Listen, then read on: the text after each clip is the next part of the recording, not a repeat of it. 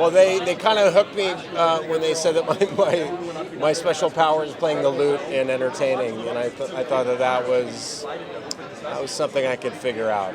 Fantasy movies often kind of help us expand our imaginations, and we bring something out of them back into the real world with us that kind of help us along our way. What do you think people are going to take out of Dungeons & Dragons back with them into the real world? That it's a lot of fun and that it's highly imaginative, intense cooperation, even amongst people that don't necessarily get along. No matter what happens, you just have to yes and it. And I think it's a good life lesson, and it's a great thing for imagination. It's a great thing for kids. It's a great thing for kids and adults.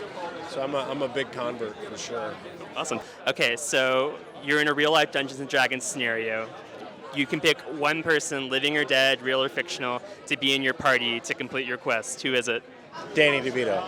That's a good one. How did you balance making sure this movie rewarded the fans and also is very welcoming to people who have never seen a dungeon or a dragon in their life? We started with the character and the story, and there's so much lore and there's so much to D&D, but we really wanted to make a movie that that audiences would invest in the people, and that's really what it started with. And then we got this great cast, and they gave life to those characters. So even if you know nothing about D&D or wouldn't normally go to a movie set in medieval setting, I think you'll be surprised by this one.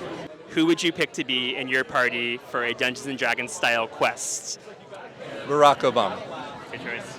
Anyone in the world? Anyone in the world, living or dead? Fictional, real. I would say Vin Diesel. Oh yeah, that's a good one.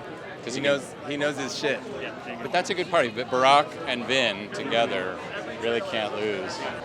I think it's a beautiful representation of how diverse culture is and the world. And I think it's super important to remind people that everyone has a story, everyone has a past.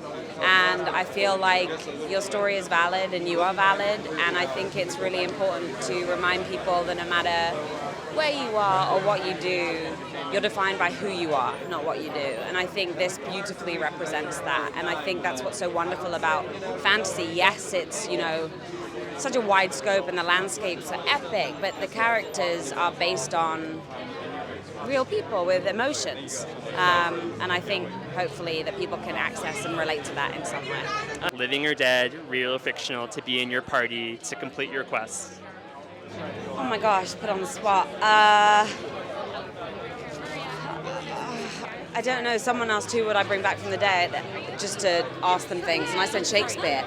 I think I'd just like to pick his brain. So yeah, Shakespeare. I don't know how good he'd be with a sword, but I don't care. I wanted to ask you about a show that you were on, Generation, which I think was so groundbreaking and offered so much great representation for queer youth of color, and it's a scary time out there in the world right now for kids who have marginalized identities. Can you kind of talk a little bit about why projects like that are important to you?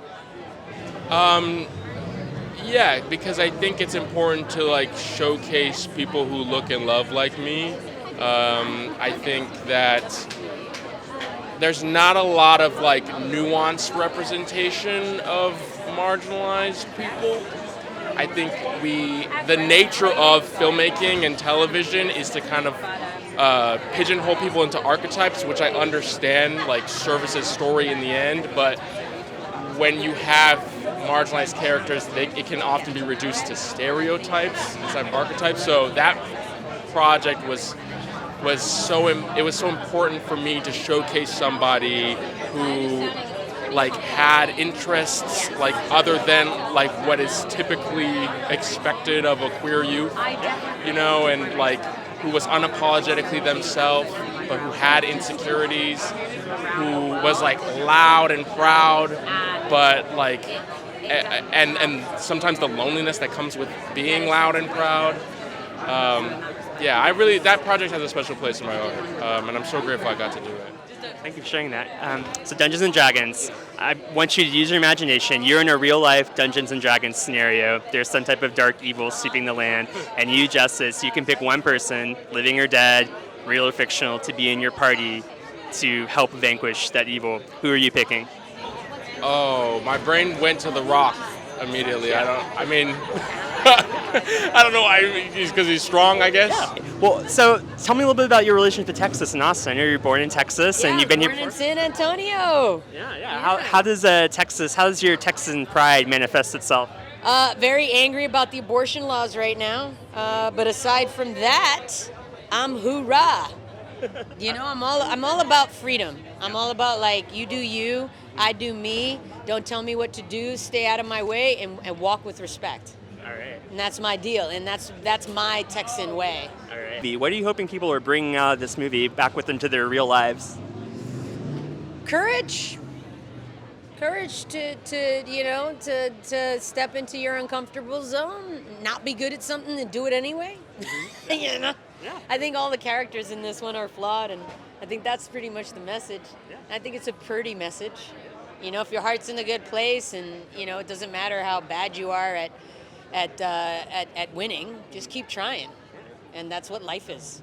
Okay, one more. So you're in a real-life Dungeons & Dragons scenario. There's a dark evil sweeping the land, and you get to pick your party to help you defeat the great evil. Who are you? Who are you picking? Superheroes too? Yeah, dead or alive, real or fake, whatever. Oh, that's awesome. Oh, I would definitely want Iron Man. I like the idea of having somebody with a green ring. What do you call the green ring? Green Lantern. Yeah, Green Lantern, because they can make things pop up out of nowhere, and they're really useful that way.